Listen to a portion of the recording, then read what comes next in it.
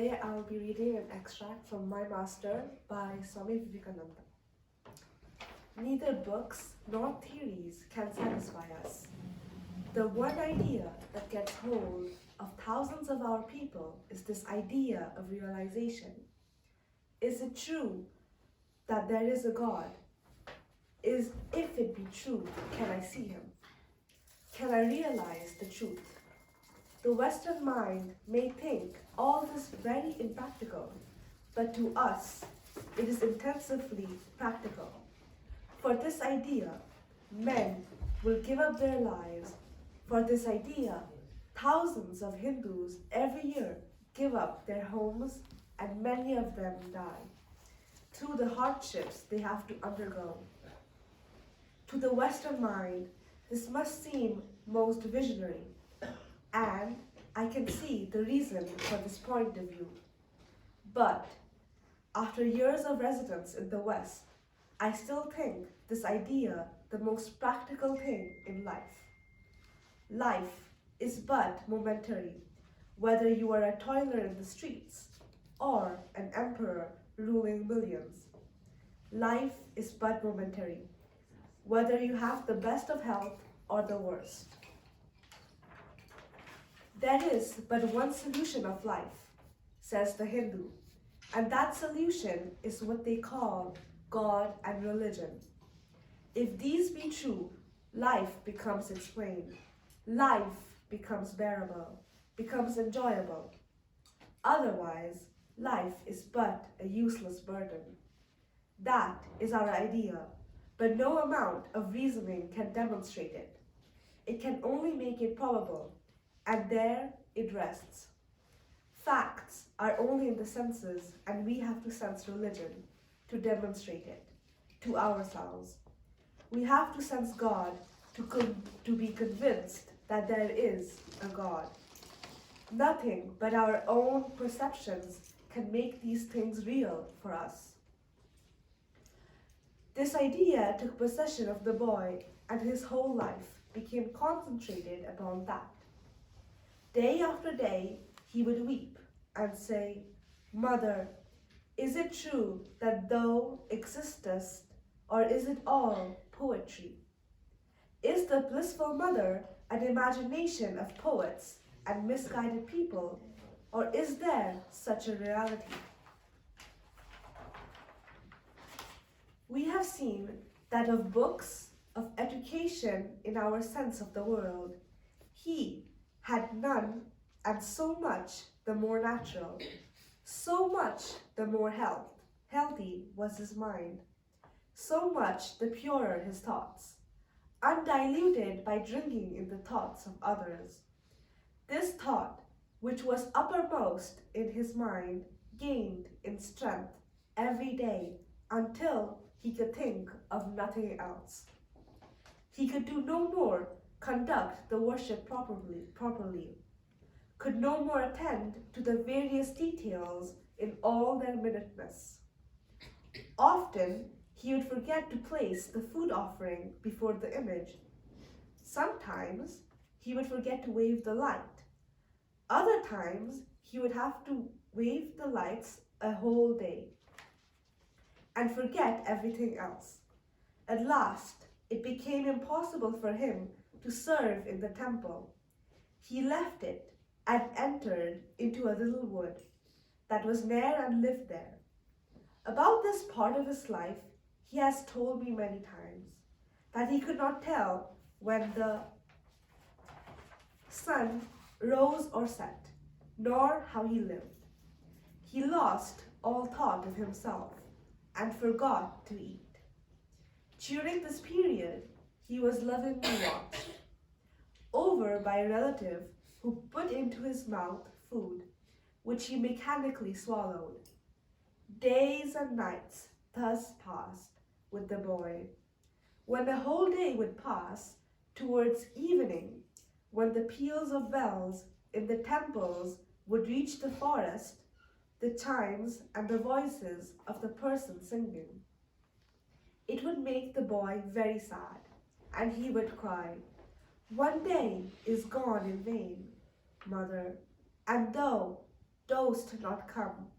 One day of this short life has gone, and I have not known the truth. In the agony of his soul, sometimes he would rub his face against the ground and weep.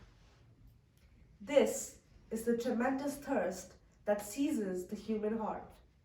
Later on, this very man said to me, "My child, suppose there is a bag of gold in one room and a robber in the room next to it. Do you think that robber can sleep? He cannot. His mind will be always thinking how to get into that room and get possession of that gold. Do you think then that a man firmly persuaded that there is a reality behind all these sensations, that there is a God, that there is one who never dies, one that is infinite amount of bliss, of all bliss, a bliss compared to which these pleasures of the senses are simply playthings, can rest contented without struggling to attain it? Can he cease his efforts for a moment? No, he will become mad with longing." This divine madness seized this boy. At that time, he had no teacher, nobody to tell him anything, except that everyone thought that he was out of his mind. This is the ordinary condition of things. If a man throws aside the vanities of the world, we hear him called mad. But such men are the salt of the earth. Out of such madness have come the powers that have moved this world of ours, and out of such madness alone will come the powers of the future that there are going to be in the world.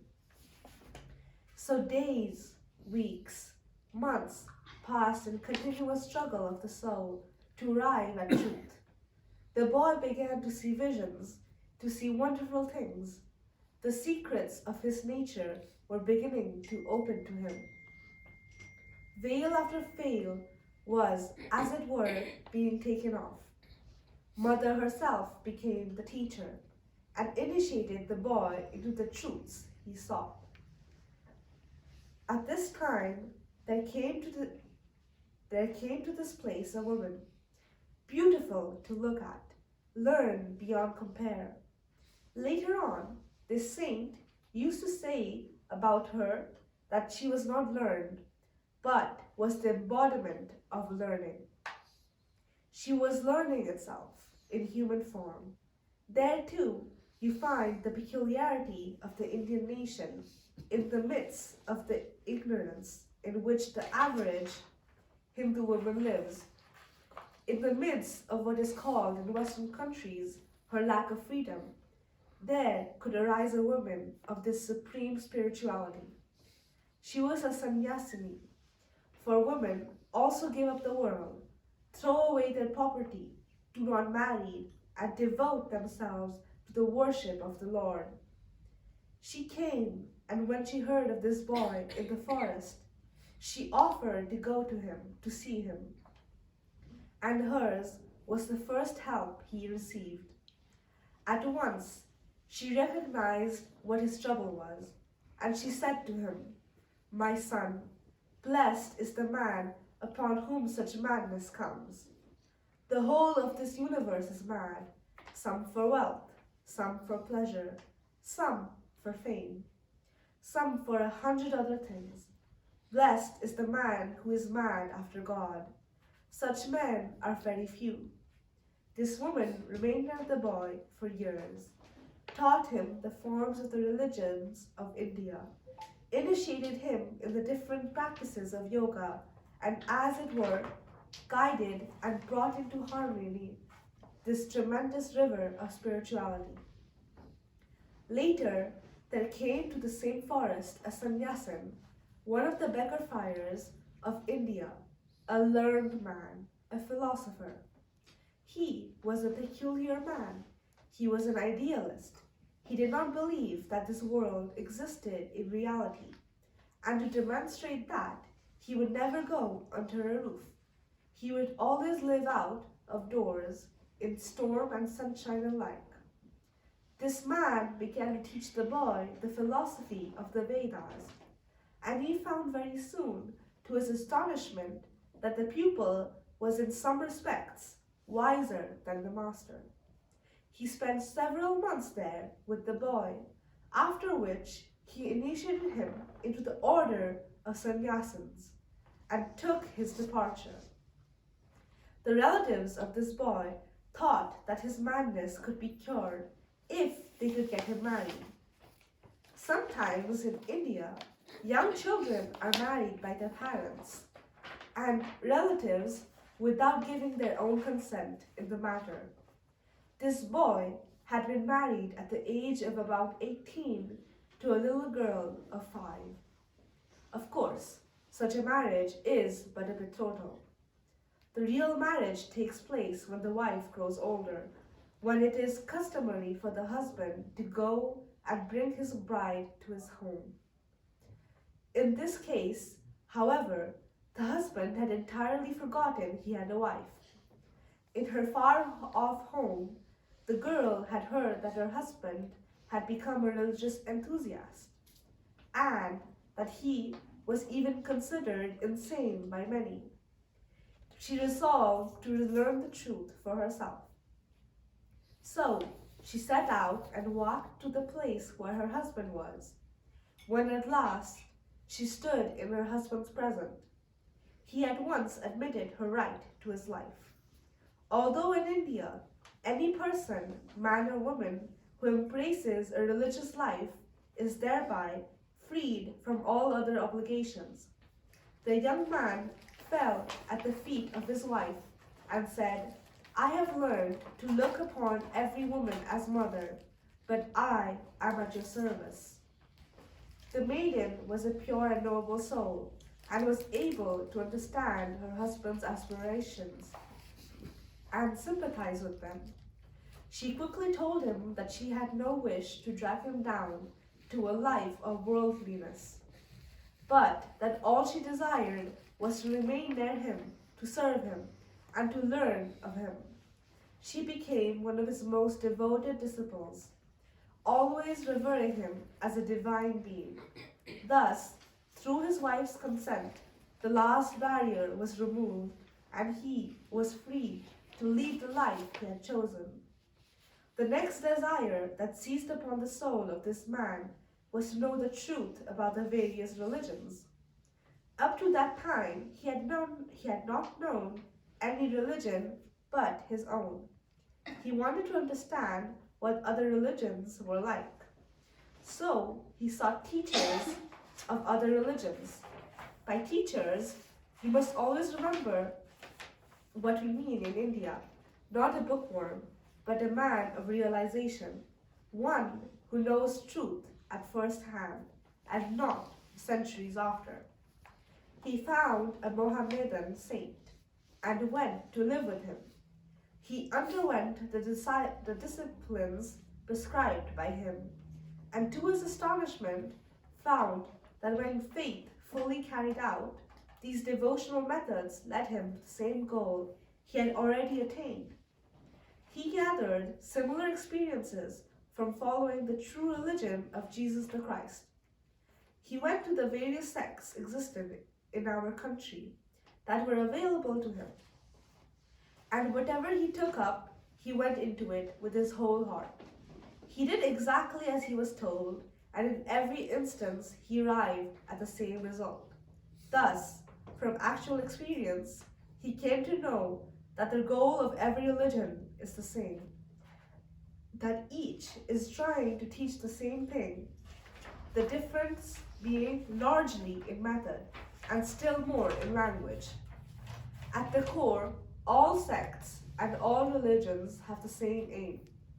Then came to him the conviction that to be perfect, the sex idea must go, because soul has no sex. Soul is neither male nor female. It is only in the body that sex exists. And the man who desires to reach the spirit cannot, at the same time, hold to sex distinctions. Having been born in a masculine body, This man now wanted to bring the feminine idea into everything. He began to think that he was a woman. He dressed like a woman, spoke like a woman, gave up the occupations of men, and lived among the women of his own family, until, after years of this discipline, his mind became changed, and he entirely forgot the idea of sex. Although all thought of that vanished, and the whole view of life became changed to him. We hear in the West about worshipping women, but this is usually for her youth and beauty. This man meant by worshipping women that to him every woman's face was that of the blissful mother, and nothing but that. I myself have seen this man standing before those women whom society will not touch, and fallen at their feet, bathed in tears, saying, Mother, in one form thou art in the street, and in another form thou art in the universe. I salute thee, Mother, I salute thee. Think of the pleasantness of that life, from which all carnality has vanished, when every woman's face has become transfigured, and only the face of the Divine Mother, the blissful one, the protectress of the human race, shines upon the man who can look upon every woman with that love and reverence. That is what you want. Do you mean to say that the divinity behind every woman can ever be cheated? Thank you.